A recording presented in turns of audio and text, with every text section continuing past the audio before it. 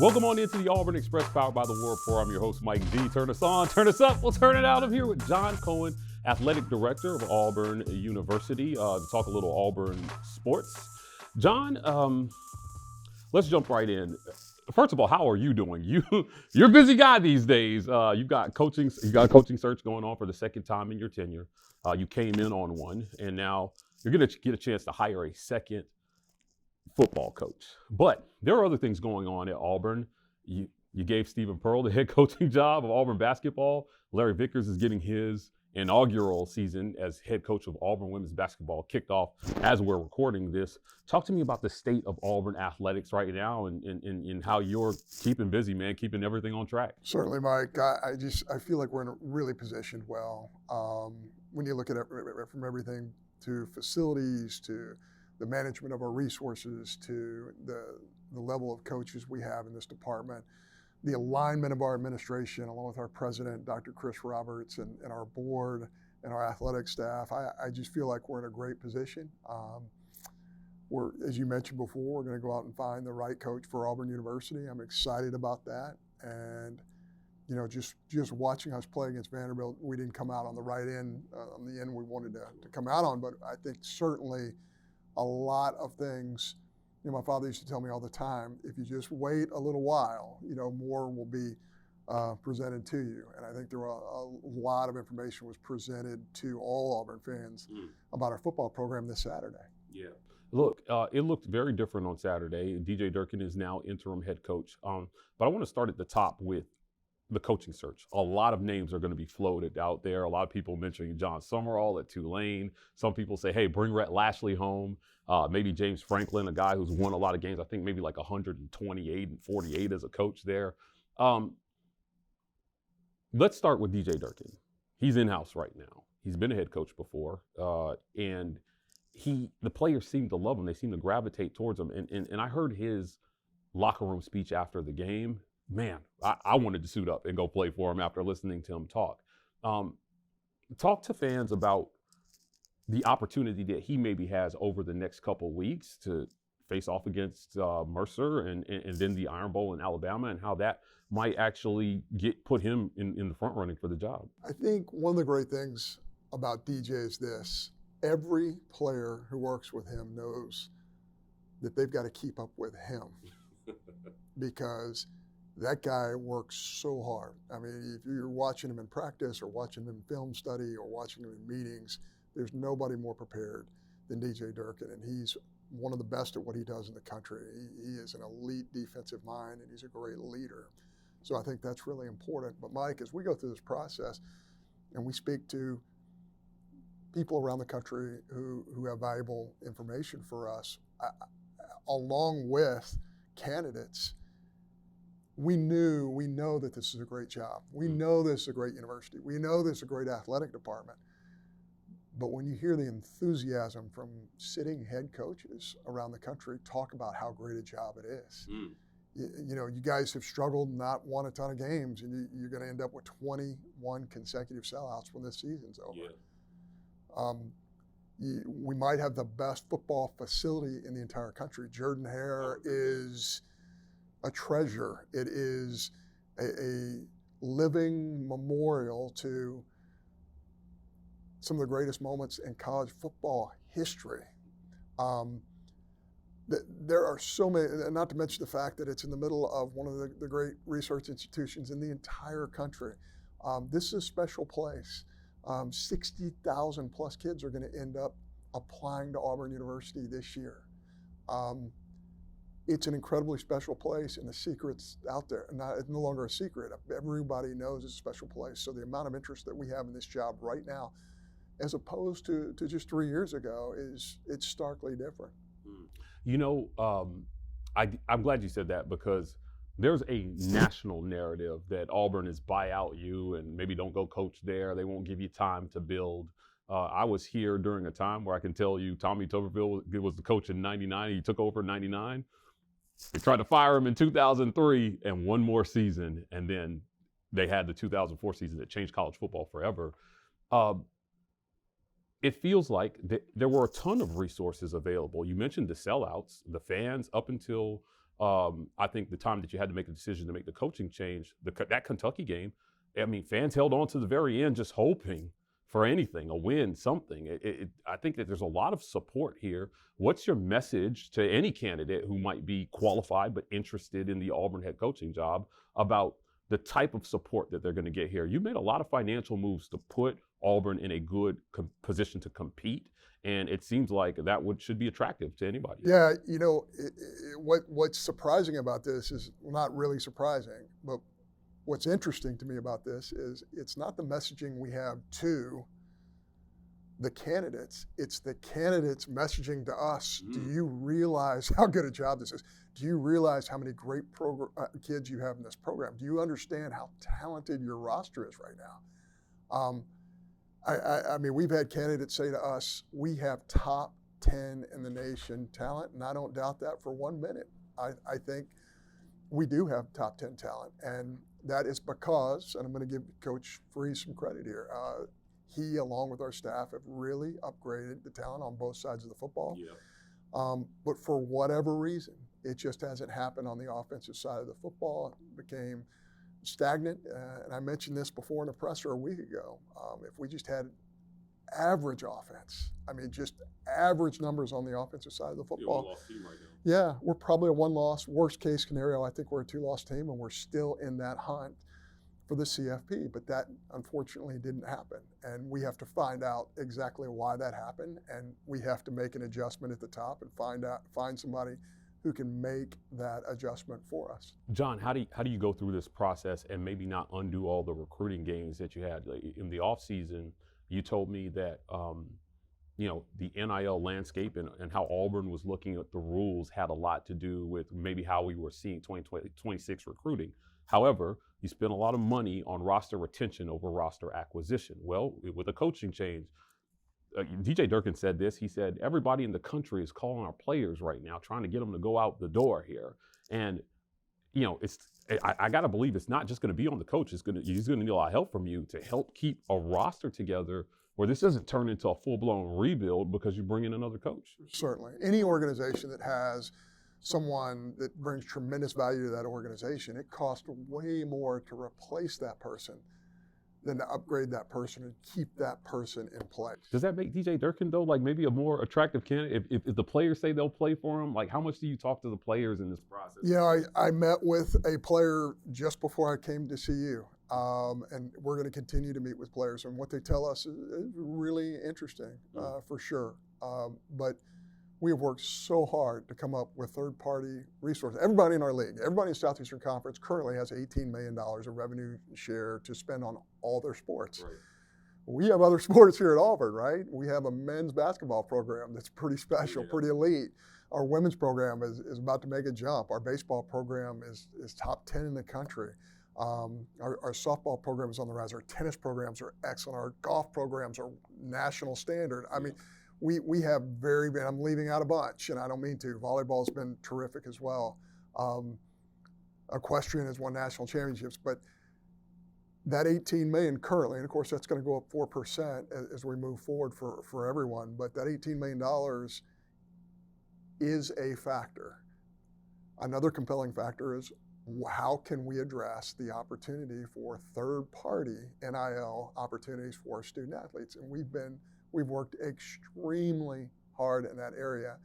And I think our fans will see as we go through this period of December, January, how important that really is, because it's a real separator. Those who have gone out and worked hard to have these opportunities for your student athletes, you're just going to provide revenue streams that are going to make a difference. And that's been a focus for us. John, going back to something you said just previously, it sounds like you've got a lot of interested parties reaching out to you about this head coaching job. I mean, I know it's a search, but and you're going to be searching, but are they finding you right now? Is that what I'm hearing? Yeah, I think the average fan would be shocked to know who wants to coach these kids. Wow, okay. Who wants to be in one of the great atmospheres in the history of college football. You don't have to tell me, but is there a wild name out there that would absolutely be mind-blowing in the coaching search? There are some great names that we're a part of that we're very excited about. But we're going to do our work. We're going to do our due diligence. and we're going to make sure this person is a good fit for Auburn. You were very supportive of Hugh Freeze during his time here. How surprised were you that they weren't able to get it going offensively here? Another media member I work with says, you can be bad at the things you're bad at and improve, but you can't be bad at the things you're supposed to be good at. As an offensive guy, the offense didn't work. Quarterback development maybe was in question. Again, it felt like that was your guy when we did that introductory press conference almost 3 years ago. What was your level of disappointment that it just didn't work? Well, it just didn't work on the offensive side of the football. What did work is our roster on both sides of the football is dramatically better. And we have weapons on the offensive side. There's no question. We just saw this Saturday. I'm not 100% sure what went wrong, because if you look at the quarterbacks that Hugh Freeze created over his career, it's pretty impressive. His latest is still playing in the NFL at Liberty, and the success he had with quarterbacks at Ole Miss.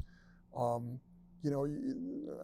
not sure, has there been anybody in our league that has beaten Nick Saban in consecutive years? Yeah. That doesn't happen by accident. It happens through careful construction, great quarterback play, great offense. From a numbers standpoint, analytically speaking, and that's not the only thing that drives a decision. And I don't want people to think that I'm making a decision strictly off analytics, because there's got to be some gut feel to it as well. But analytically, that was who the numbers said to go with. You need offense, you need great quarterback play, and you need great recruiting. And it's unfortunate. It just didn't work. And Mike, I don't want to play the blame game. Sure. Coach Freeze is no longer leading our program, but it's so easy for us to point fingers at whomever. That's not the issue here. The issue here is, let's get it right. Let's fix the issue and not worry about specifically, pointing a finger at why it went wrong. Let's find the person who's going to get it right. If you find that guy, and maybe it's not DJ Durkin, obviously he is a top defensive mind in the entire country. It felt like everyone was trying to hire him away this past offseason. Auburn made him the second highest paid assistant in the country. Do you think maybe from your standpoint there's a push to maybe retain some of this coaching staff, or hire a guy who will be open to retaining some of these guys? Because I think what we saw on Saturday is there's still a really good staff here that can produce something, especially with how drastically the offense looked with only Derek Nix calling it. Is that maybe a consideration from your end? Well, as we talk to candidates and their representation, the first thing they mention to us is, is DJ Durkin going to be part of this? I mean, would he be willing to stay? We can't answer that for him, but we love DJ. We think he's tremendous. He is a candidate for this position. I love what he's done. More will be revealed to us moving forward, but he certainly has positioned himself to be somebody who deserves consideration. Yeah, I mean, it's unique, right? Because he's got a real-time audition over the next 3 weeks. You got a bye week. You've got Mercer, and he's got some interesting decisions to make as well too. Not only in terms of winning games, but in the long-term interest of the athletes. Ashton Daniels is facing a redshirt situation where, is it fair to ask him to burn a red shirt in a season like this? He's got to sit out one game and then he's safe for another year of college football. Deuce Knight has an opportunity to participate and not burn a red shirt. You've got Jackson Arnold, who you brought in, put a lot of faith in, but is he owed something here at the end? He's got some hard decisions to make, I think, over the next few weeks. He does, and he'll make great decisions, because that's who DJ is, and we're very privileged to have him on the staff. On last Monday, when asked about whether you would use a search firm, you said, "I am the committee." That played really well. I'm telling you, people were putting thug-like glasses on you and everything after you said that. But you made it clear this is going to be your decision, right? You also said in the same breath that nobody's ever come to you and tried to pressure you to do one thing or the other as athletic director. Now, obviously, you have conversations with President Roberts and other people who obviously you have to report to. But what's the number one thing you think maybe is most important in Auburn's next head football coach? Well, my goodness, how many times did I say this a week ago? I think our kids really want the person with an edge, right? That edge factor of pushing them all the time to be the best that you can be. Now, look, when you say that as a characteristic, that doesn't ever necessarily mean that you're casting aspersions on previous coaches or anybody else. But that's what we're looking for, and our kids want to be pushed. Our kids want to be the best they can be, and quite frankly, with the weapons that we have on the offensive side of the football, it's got to be better. It's got to be better, and it's going to get better because the kids have to be pushed. The kids have to be in a position through preparation to show what their skill level can do in SEC football games. And we have to get somebody in that seat who's going to get that out of not only our offense, but our defense as well. So that's the person we're looking for. Yeah, you said that you spoke with some athletes already. The portal will open once you hire a new coach. But what is your confidence level in your since your conversations with these athletes that you'll be able to put a plan in place that they will buy into and say, I want to remain here at Auburn University? One of the things that we've heard even from the guys who have transferred out is Auburn is a really, really hard community to want to leave. It's not just about football. It's about leaving what they built here socially. It's about leaving their friends. It's about not having Guthrie's a mile away. I mean, they love it here. People love it here. And as somebody who went to school here, I can tell you it is a very hard community to leave. Do you think that all those things are going to be strong enough to keep, your main guys like Cam Coleman, guys like Perry Thompson, these top 50 overall guys here on the Plains? I was just talking to one of the leaders on our football team, and I had a really good conversation with him, and that's exactly what he said to me. He said, John, there isn't one football player on this team who wants to leave Auburn. Now, they might have some financial obligations they feel like they might have to take care of, and maybe there's something out there that's better than what we can do. I think every school in the SEC, every school, the Alabamas, the Georgias, everybody, the LSUs, everybody we compete against has an elite player who ends up going somewhere else because of the financial commitments that they have, maybe for themselves or for their families. And I understand that. I'm not gonna question that. But it was great to hear one of our leaders, and I'm going to speak to more of them this week, but one of our leaders say not one of our football players wants to leave Auburn because they love Auburn. And I've been here 3 years, and I completely understand why they love Auburn. I think fans will be relieved to hear that. We're going to wind down here, but I do have a couple more questions. You faced some backlash over moving the Baylor game out of Auburn. And there were people who said, about the community and stuff. You and I talked about the financial implications of moving that game. How much now, maybe with a coaching change happening and possibly faced with having to spend some extra money to keep this roster together, hey, if they're going to put a little sauce on it, we'll put a little sauce. I can't imagine there's a world where you let Cam Coleman walk out the door and you don't make an offer. Right, does that help some with this conversation? This is why the third-party opportunities are crucial, and nobody's more disappointed than John Cohen that we're not going to play that game in Jordan-Hare because Jordan-Hare is special. But we still have to retain our best student athletes, and for good or for bad, I don't like it. Yeah. But this is the financial reality that we're facing. Is that it's not just that $18 million, it's everything that you can provide in that third-party opportunities outside of that $18 million in our league. And it's competitive, and I'm competitive. And we've got to go do those things. So I understand that the people in this community, the businesses of this community mean the world to me.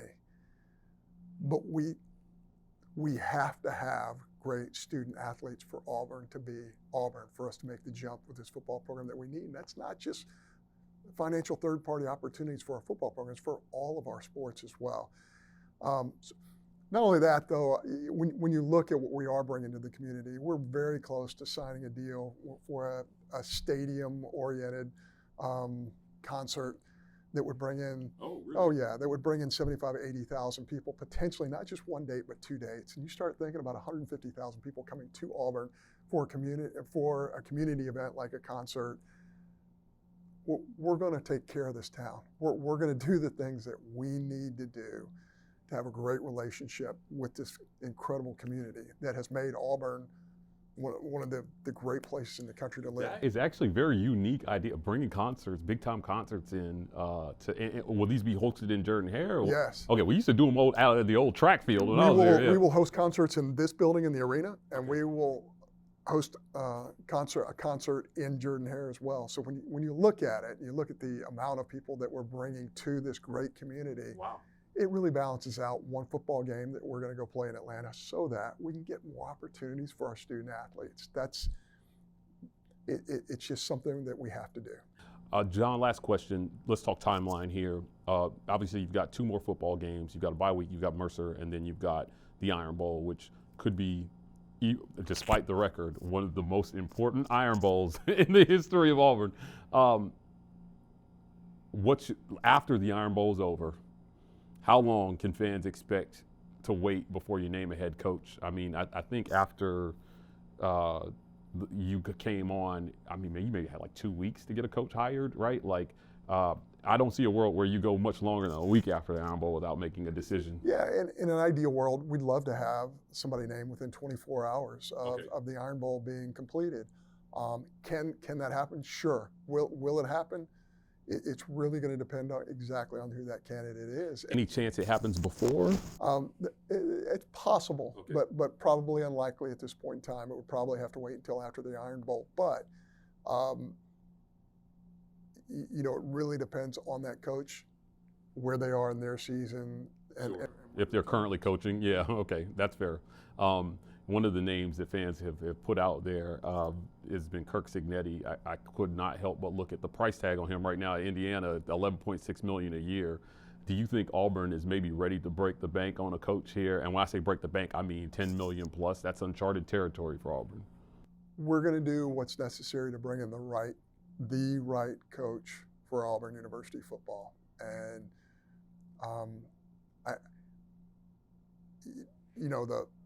the price tag is what it is, but at the same time, I think we have a pool of very good coaching candidates who want to be here more than they want the money. Okay. And don't get me wrong, everybody wants the nice salary. Everybody wants, you only get to do this for a certain. I was going to say their agents might be fighting that, right? But. Sure. But I have been very pleasantly surprised in the conversations that I've had with representation and some candidates in that area. John, I want to thank you for joining me today to talk a little Auburn football, updating fans on all the changes going on. Guys, that's it for another great edition of the Auburn Express, powered by the War Report with John Cohen, Athletic Director at Auburn University. If you want more content like this, please hit like and subscribe. We are the War Report on every social media platform, TW Report on TikTok. We're signing off, and as always, War Eagle.